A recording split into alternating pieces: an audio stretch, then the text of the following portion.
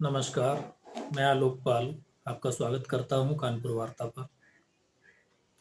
तो संसद में हंगामा लगातार जारी है।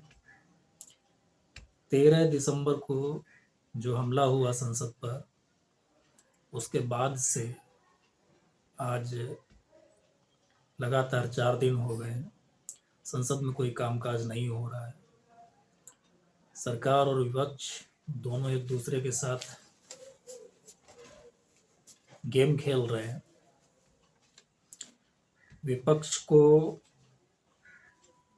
हंगामा करने की और सरकार को, विपक्षी सांसदों को सस्पेंड करने की।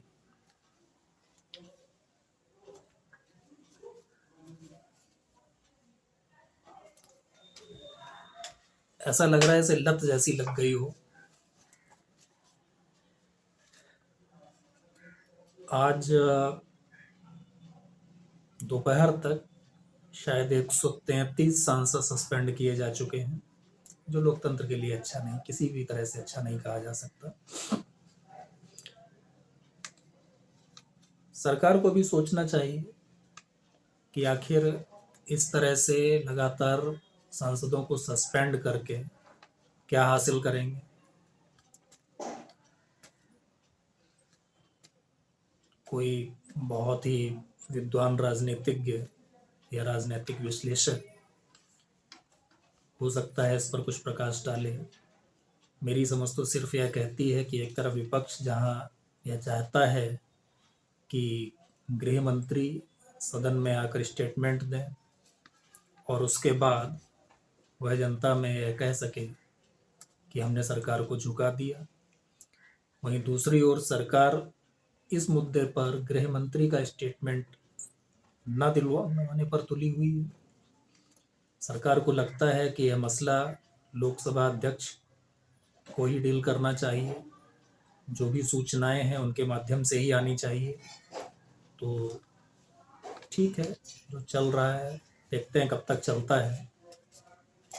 इन सब के बीच में एक विशेष चीज जो 3 दिसंबर को 5 राज्यों के लोकसभा चुनाव के रिजल्ट आने के बाद शुरू हुई, वह है कि क्या इस बार मतलब 2024 में मोदी खतरे में है। मतलब कि 2024 के चुनाव के बाद क्या भाजपा सरकार बनाने में असफल रहेगी, और यदि भाजपा सरकार बना भी लेती है तो क्या मोदी सरकार बनाने में असफल रहेंगे। तो इस तरह की कुछ चर्चाएं चल रही हैं, और इसमें सबसे आगे जो व्यक्ति है इन चर्चाओं को आगे बढ़ाने में, उनका नाम है योगेंद्र यादव। योगेंद्र यादव ने 3 दिसंबर को शाम होते होते जो सबसे पहला एक नैरेटिव शुरू किया, जो तापमान वाला, जो उनका 99 डिग्री फीवर और 103 डिग्री फीवर वाला उन्होंने नैरेटिव चलाया था। तो उसके बाद से उन्होंने बहुत सारे चैनल्स में जाकर के, बहुत सारे वेबसाइट्स में जाकर के एक थ्योरी दी है, और उनकी उस थ्योरी के अनुसार अलग अलग राज्यों में जो विधानसभा में वोट पड़ा है, यदि उतना ही वोट लोकसभा में पार्टी वाइज पड़ जाए तो मध्य प्रदेश से कम बीजेपी को 5 से 6 सीट का नुकसान हो सकता है। छत्तीसगढ़ में कम से कम 3 सीट का नुकसान हो सकता है, और राजस्थान में यह नुकसान उनके अनुसार 11 से लेकर के 16 सीट तक का हो सकता है। इस बीच में एक नैरेटिव चलाया गया, भाजपा मुक्त दक्षिण भारत। तो आज हम यहीं से अपनी चर्चा शुरू करते हैं कि क्या तेलंगाना के चुनाव ने यह सिद्ध कर दिया है कि दक्षिण भारत से भाजपा समाप्त हो गई है। चलिए सबसे पहले यह देखते हैं कि क्या विधानसभा और लोकसभा में जो वोट पड़ता है वह इसी तरह से पड़ता है कि जिस तरह जितना वोट किसी पार्टी को विधानसभा में मिलता है उतना ही लोकसभा में मिलता है, या कि कम ज़्यादा होता है। पिछले कुछ चुनावों में किस तरह से हुआ है, तो सबसे पहले हम शुरू करते हैं तेलंगाना से। तो तेलंगाना के मैंने रिजल्ट निकाले हैं विधानसभा और लोकसभा दोनों के। तो तेलंगाना में जो 2014 में चुनाव हुए थे उसमें लोकसभा और विधानसभा के चुनाव एक साथ हुए थे। इन चुनावों में 3 प्रमुख पार्टियां थीं। पहली टीआरएस, दूसरी कांग्रेस और तीसरी बीजेपी। विधानसभा चुनाव में जहां टीआरएस को 63 सीट्स मिली थी, वहीं उसका वोट प्रतिशत 34.3 था विधानसभा में, जबकि लोकसभा में उसको 11 सीट्स मिली थी और उसका वोट प्रतिशत जो था वह बढ़कर के हो गया था 34.9, यानी कि लगभग आधा प्रतिशत वोट उसको ज्यादा मिला था।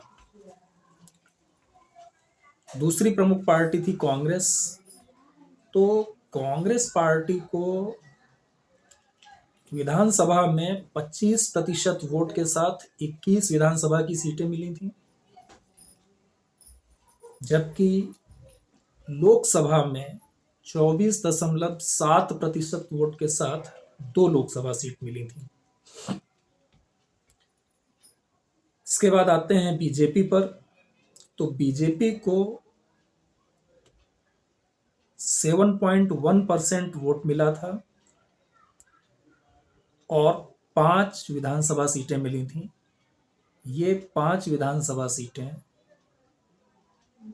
उसको इस कारण मिली थी क्योंकि वह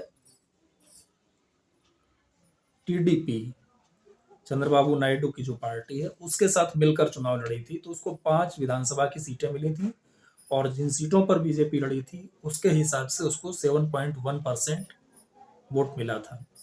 जबकि लोकसभा में उसको सीट तो केवल एक ही मिली थी, लेकिन जो उसका वोट शेयर था वह था 10.5%। यानी कि यहाँ पर अगर आप देखेंगे तो टीआरएस का वोट प्रतिशत बढ़ा आधा प्रतिशत विधानसभा की अपेक्षा लोकसभा में।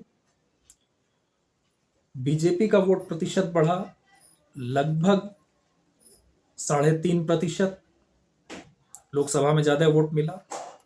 जबकि कांग्रेस को लोकसभा में लगभग 0.3% वोट कम मिला। यह था 2014 का। इसके बाद आप देखिए 2018 में विधानसभा चुनाव पहले हो गए, लोकसभा चुनाव 2019 में हो गए।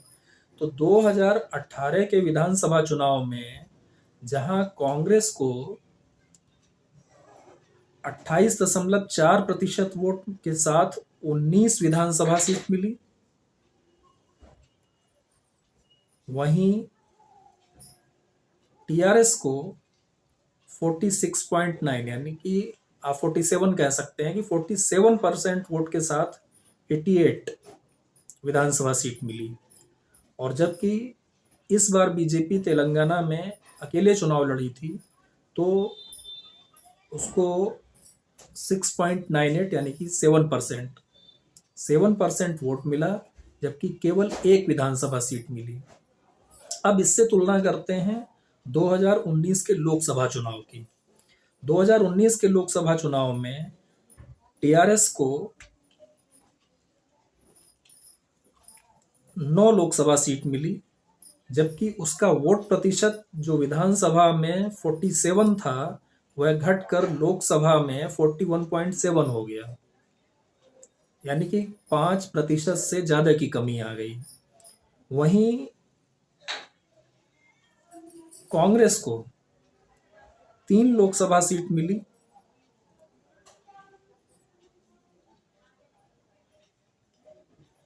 और उसका जो वोट प्रतिशत है वह लगभग 1.5% बढ़ गया और वह हो गया 29.8, जो कि विधानसभा में उसको था 28.4। इसके बाद बीजेपी को लोकसभा में जो सीट्स मिली वो मिली 4, जबकि उसका जो वोट शेयर था वह बढ़कर के हो गया लगभग 19.7, यानी कि उसको जो वोट शेयर में उछाल मिला वह मिला करीब करीब 13%। तो इससे एक चीज तो बिल्कुल क्लियर हो जाती है कि लोकसभा का चुनाव और विधानसभा का चुनाव ये दोनों अलग अलग मुद्दों पर होते हैं और जनता अलग अलग ढंग से दोनों पर वोट देती है। अब हम बात कर लेते हैं कर्नाटक की। कर्नाटक का विधानसभा और लोकसभा, आप इसको देख लीजिए। इसको हम 2004 से देखते हैं। 2004 में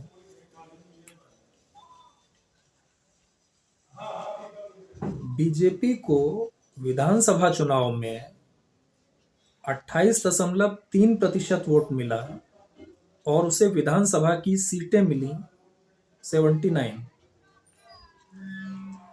जबकि कांग्रेस को 35% वोट मिला और उसको सीटें मिली 65। तीसरा कंटेंडर था जेडीएस, जिसको लगभग 21% वोट मिला और सीटें मिली 58। जबकि लोकसभा चुनाव जब हुए तो लोकसभा चुनाव में बीजेपी का वोट प्रतिशत लगभग 6.5% बढ़कर के 34.8 हो गया और लोकसभा की 18 सीटें जीतने में बीजेपी सफल रही 2004 में। कांग्रेस को 8 सीटें मिली और कांग्रेस का भी वोट शेयर बढ़ा, लेकिन लगभग 1.5% के आसपास। और जेडीएस, उसका वोट प्रतिशत लगभग स्थिर रहा, जो 20.77 था वह 20.4 पर रहा और सीट्स मिली 2। इसके बाद 2008 में विधानसभा चुनाव हो गए कर्नाटक में, जबकि लोकसभा चुनाव 2009 में हुए। तो 2008 के विधानसभा और 2009 के लोकसभा में हम पहले वोट प्रतिशत का कंपैरिजन कर लेते हैं। जो बीजेपी को वोट मिला वह था 34% विधानसभा में, जबकि लोकसभा में बढ़कर हो गया 41.6। कांग्रेस का जो वोट शेयर था 34.7 वह भी बढ़ गया और वह बढ़कर हो गया 37.6। जबकि जेडीएस, जिसको 19% वोट मिला विधानसभा में, वह घटकर के हो गया 13.6। अब आप यहां पर देखेंगे कि जो सबसे बड़ा गेन हुआ है लोकसभा में वह हुआ बीजेपी को। विधानसभा में जहां 34% वोट मिला था, वहीं लोकसभा में बढ़कर 41.6 हो गया, करीब करीब 7.5% का गेन किया। जबकि कांग्रेस ने लगभग 3% का गेन किया और जो जेडीएस था उसको लगभग 6% का नुकसान हुआ। अब आप सीटें देख लीजिए। 2009 के लोकसभा चुनाव में बीजेपी को मिली 19 सीट, कांग्रेस को मिली 6 सीट और जेडीएस को मिली 3 सीट। 2008 में बीजेपी ने विधानसभा का चुनाव जीता था और वहां सरकार भी बनाई थी।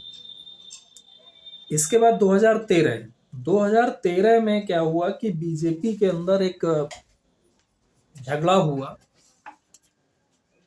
उस झगड़े में बीएस येदियुरप्पा को पार्टी से बाहर जाना पड़ा, मुख्यमंत्री पद छोड़ना पड़ा, और मुख्यमंत्री पद छोड़ने के बाद उनको पार्टी से बाहर भी जाना पड़ा, और उन्होंने अपनी पार्टी बनाई।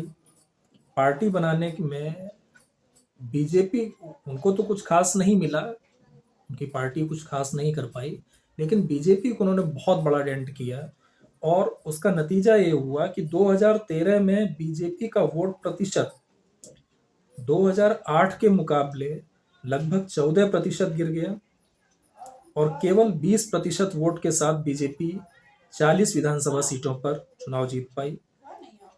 यहाँ पर जो कांग्रेस का वोट शेयर था वह पिछले चुनाव के मुकाबले, विधानसभा की बात कर रहा हूँ, चुनाव के मुकाबले थोड़ा सा बढ़ गया, लगभग 2%। जो 34.7 था वह 36.6 हो गया, और जेडीएस का भी 1% वोट शेयर बढ़ा। यहाँ पर कांग्रेस ने सरकार बनाई, इजिली बनाई। लेकिन जब 2014 के लोकसभा चुनाव हुए तो 2014 के लोकसभा चुनाव में स्थिति पूरी तरीके से बदल गई। येदियुरप्पा बीजेपी में वापस आ चुके थे, और बीजेपी का जो वोट शेयर था वह बहुत ही बड़ा जंप लेकर के 43.4 हो गया। जो एक साल पहले विधानसभा में 20% था, वही वोट शेयर एक साल बाद लोकसभा में 43.4 हो गया, और बीजेपी ने 17 लोकसभा सीटें जीतने में सफलता पाई। कांग्रेस का वोट शेयर जो विधानसभा में 36.6 था वह भी बढ़ा, और लोकसभा में वह हो गया 41.2, और जो सीट्स मिली वह मिली 9। इसके बाद जेडीएस का वोट शेयर डिप कर गया, 11% रह गया, और सीट्स मिली 2। इसके बाद आते हैं 2018 के विधानसभा चुनाव में। तो 2018 के विधानसभा चुनाव में जो रिजल्ट आए उसमें बीजेपी का वोट शेयर रहा 36.3, जो सीट्स रही वह रही 104। कांग्रेस का वोट शेयर रहा 38.1, सीट्स 80, और जेडीएस का 18.3 और सीट्स 37। जेडीएस और कांग्रेस ने मिलकर के सरकार बनाई। बीजेपी लार्जेस्ट पार्टी बनकर के उभरी, लेकिन सरकार बनाने में असफल रही। अब एक साल बाद वहां पर चुनाव होता है लोकसभा। अब लोकसभा चुनाव में देखिए क्या होता है। सबसे पहले यहाँ पर हम जेडीएस से शुरू करते हैं कि जेडीएस जो था उसका वोट प्रतिशत गिरा, और कितना गिरा, लगभग आधा हो गया, 9.7।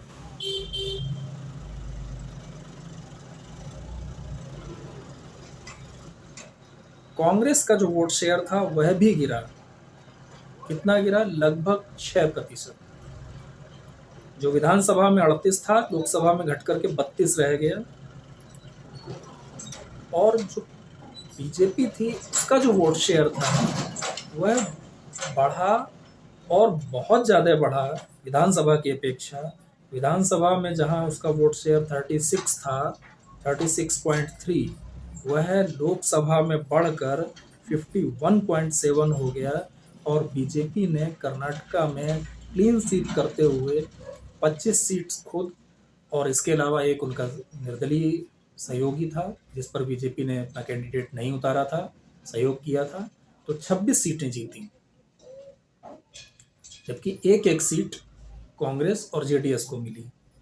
तो इससे एक बात तो बिल्कुल साफ हो जाती है कि जो लोकसभा और विधानसभा के चुनाव होते हैं उनके परिणाम पूरी तरीके से अलग अलग आते हैं, वोट्स अलग अलग ढंग से जनता देती है। इस दृष्टि से अगर अभी के लोकसभा चुनाव को देखा जाए तो अभी से मतलब जो आने वाला लोकसभा चुनाव है 2024 का, अगर इसको आप देखेंगे तो आप देखेंगे कि जो पिछला विधानसभा चुनाव हुआ है उसमें बीजेपी ने अपने वोट्स में कोई बहुत डिप नहीं पाया है। बीजेपी का जितना वोट पिछले विधानसभा चुनाव में था 2018 में, लगभग उतना ही है, 36.3 था, 36 अब भी है। जबकि कांग्रेस ने यहाँ पर एक अच्छा गेन किया है, 5% वोट का गेन किया है। और जो सबसे ज्यादा नुकसान हुआ है, लगभग 5% वोट का, वो हुआ है जेडीएस को। ऐसा माना जा रहा है कि जो जेडीएस के पास जो मुस्लिम वोट जाता था, वह पूरी तरह से शिफ्ट हो गया कांग्रेस पार्टी में। अब लोकसभा चुनाव के लिए जेडीएस और बीजेपी के बीच में गठबंधन हो गया है, जेडीएस एनडीए में सम्मिलित हो गई है। तो अगर हम विधानसभा चुनाव के वोट को ही मर्ज कर दें तो एनडीए का वोट शेयर कर्नाटक में अभी भी लगभग 50% के आसपास पहुंच रहा है। और जब लोकसभा के चुनाव होंगे तो उसकी जो परिस्थितियां होंगी, उसमें जो चेहरा होगा, उसके आधार पर मैं दावे से कह सकता हूं कि लोकसभा चुनाव में बीजेपी का वोट शेयर 55% प्लस भी हो सकता है। हो सकता है कांग्रेस को बहुत नुकसान ना हो, कांग्रेस को जो 43% वोट मिला है वह 40 तक नीचे आ जाए, इससे नीचे ना जाए, नहीं जाएगा। लेकिन जो 15% का डिफरेंस होता है वह बहुत बड़ा डिफरेंस है। और उस डिफरेंस के साथ कर्नाटक में कांग्रेस बीजेपी का मुकाबला कर पाएगी, यह बड़ा मुश्किल है। जहाँ तक बात तेलंगाना की है, तो तेलंगाना में भी जहाँ पिछली बार 7% वोट मिला था, सॉरी माफ़ कीजिए, लोकसभा में जहाँ 2014 में बीजेपी को 10% वोट मिला था और 2019 में 20% वोट मिला था, इस बार पूरी संभावना है कि तेलंगाना में बीजेपी लगभग 30% वोट लेकर के आएगी। और एक ट्रायंगुलर फाइट में 30% वोट के साथ कोई भी पार्टी 1/3 या उससे ज़्यादा सीटें जीतने की क्षमता रखती है। तो मेरा मानना है कि जहां कांग्रेस, माफ़ कीजिएगा, जहां बीजेपी ने पिछले लोकसभा चुनाव में तेलंगाना में 4 सीट जीती थी, वह सीटें इस बार बढ़कर 6 से 8 हो सकती हैं। कर्नाटक में उसे बहुत ज़्यादा नुकसान नहीं होने जा रहा है। कर्नाटक में गिरी से गिरी हालत में भी बीजेपी और जेडीएस मिल करके 21 से 25 के बीच में सीटें जीतेंगे। तो यह जो भाजपा मुक्त दक्षिण भारत का नैरेटिव चलाया जा रहा है, खासतौर से योगेंद्र यादव के द्वारा, वह पूरी तरीके से फेल होने वाला है। अन्य राज्यों की बात किसी अगले एपिसोड में। आज के लिए धन्यवाद। आपने इस वीडियो को देखा, इसके लिए आपका बहुत बहुत धन्यवाद। इस चैनल को प्लीज़ सब्सक्राइब करें, लाइक करें और यदि उचित लगे तो शेयर भी करें। बहुत बहुत धन्यवाद।